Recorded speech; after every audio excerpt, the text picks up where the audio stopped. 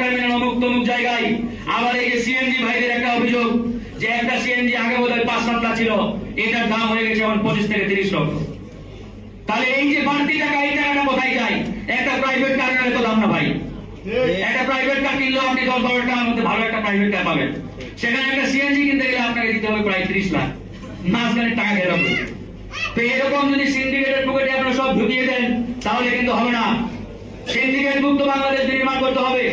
আমরা সরকারের প্রতি আহ্বান জানাবো, আপনারা এই সিন্ডিকেটের যে ব্যবসা, এই ব্যবসা ভেঙে চুরমার করে দেবেন এবং এই সিন্ডিকেটের সাথে সরকারের যদি রাঘব বোয়ালরাও জড়িত থাকে তাদের বিরুদ্ধেও আপনাদেরকে সেরকম কড়া অ্যাকশন নিতে হবে। আপনারা মুখে বলবেন জিরো টলারেন্স, কিন্তু কাজের কাজ হবে না, এটা কিন্তু ভাই চলবে না। এই যে তেলের সংকট ছিল ওই সময় এই ঘটনাটি বারবার সামনে আসছে যে এই তেলের সংকটের সাথে সিন্ডিকেট জড়িত। আমরাও বলেছি হ্যাঁ সিন্ডিকেট জড়িত, কিন্তু সিন্ডিকেটের মাথা ভেঙে দিতে হবে। কিন্তু আপনারা মাথা ভাঙতে পারেন নাই। সিন্ডিকেটের কাছে যদি সরকার নথি স্বীকার করে তাহলে বুঝতে হবে সরকারের চাইতে ওই সিন্ডিকেট বেশি পাওয়ারফুল। এটা কিন্তু হবে না, হতে দেওয়া হবে না। সিন্ডিকেট যেখানে লড়াই হবে সেখানে, সিন্ডিকেট যেখানে আন্দোলন হবে সেখানে। আমরা চাই আমরা একটি শ্রমিক বান্ধব সরকার জনাব তারেক রহমানের কাছ থেকে আমরা দেখতে চাই। শ্রমিক বান্ধব নতুন বাংলাদেশ আমরা বর্তমানে মাননীয় প্রধানমন্ত্রীর কাছ থেকে দেখতে চাই। তাই ইনশাআল্লাহ সবাই ভালো থাকবেন। আমাদের সভাপতি জনাব নুরুল হক নূর, তিনি এখন প্রবাসী কল্যাণ ও বৈদেশিক কর্মসংস্থান মন্ত্রণালয়ের প্রতিমন্ত্রীর দায়িত্বে রয়েছেন। আমরা ইতিমধ্যে ঘোষণা দিয়েছি যে এই প্রবাসী সংক্রান্ত যে কার্যক্রম, এই কার্যক্রমে বিগত সময়ে হয়রানির কোন শেষ ছিল না। পদে পদে হয়রানি, যেখানে 2 লক্ষ টাকা লাগে বিদেশে যেতে, সেখানে না হয়তো 6 লক্ষ টাকা। এরকম ভাবে এত এত হয়রানির বেড়াজালে তিনি দায়িত্ব নিয়েছেন। আমরা চেষ্টা করছি অন্ততপক্ষে আমাদের এই দপ্তরটাকে আমরা একটা উদাহরণ তৈরি করতে, যে আমার এই প্রবাসী ভাইয়েরা যাতে কোনো ধরনের বাধা বিপত্তি ছাড়াই তারা সুন্দরভাবে প্রবাসে যেতে পারে।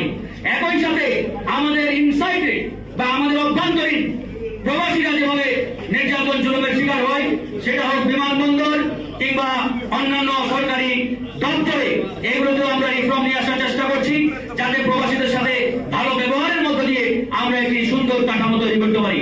তো ইনশাআল্লাহ আগামীতে একটি সুন্দর বাংলাদেশ বিনির্মাণ হবে। আমরা সবাই মিলে একটি নতুন বাংলাদেশ বিনির্মাণ করব। সেখানে মিডিয়ার কর্মী যারা আছেন, ভাইরা আছেন, আপনাদের একটা দায়িত্ব আছে, এটা বলে শেষ করে দেব। মিডিয়ার দায়িত্ব হচ্ছে সঠিক, সত্য, বস্তুনিষ্ঠ সংবাদ জনগণের সামনে হাজির করা। আমি গতকালকে দেখলাম একজন ব্যক্তি দ্বিতীয় বিবাহ করেছেন। তিনি বাংলাদেশের একজন সম্মানিত আলেমে দ্বীন, হেফাজতে ইসলামের মাননীয় মহাসচিব। কয়েকটি পত্রিকা হেডলাইন করেছে দ্বিতীয় বিয়ে করলেন হেফাজতের মহাসচিব। মানে হেডলাইনটা দেখে মনে হচ্ছে যে উনি বোধহয় আসলে কোনো অসৎ উদ্দেশ্য খায়েশের জন্য দ্বিতীয় বিয়েটা করেছেন। পরে আমি ভিতরে ঢুকে নিউজটা দেখলাম যে ওনার স্ত্রী কিছুদিন আগে মারা গেছেন। উনি একজন বয়োজ্যেষ্ঠ আলেম, ওনার সাপোর্টের জন্য হলেও একজন সাপোর্টিং হ্যান্ড প্রয়োজন হয় ওই বয়সের মানুষদের জন্য। তার ওই যে ওষুধপত্র দেওয়া, তাকে নিয়মিত এগুলো মনে করিয়ে দেওয়ার জন্য হলেও।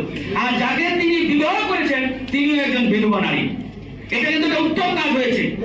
কিন্তু মিডিয়াগুলো এমনভাবে হেডলাইন করলো, দেখেই মনে হলো মাশাআল্লাহ খাইছে কাম। তো ভাই এরকম দয়া করে হেডলাইন দিয়েন না।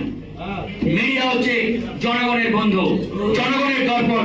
আপনাদের এই নিউজের মধ্য দিয়ে আমরা বাংলাদেশকে দেখতে পাই। তো আমরা সুন্দর বস্তুনিষ্ঠ সংবাদ প্রচার করবেন, আপনাদের মধ্য দিয়ে সবাই মিলে একটি নতুন বাংলাদেশ নির্মাণ করবো। আল্লাহ হাফেজ, আসসালামু আলাইকুম রহমতুল্লাহ।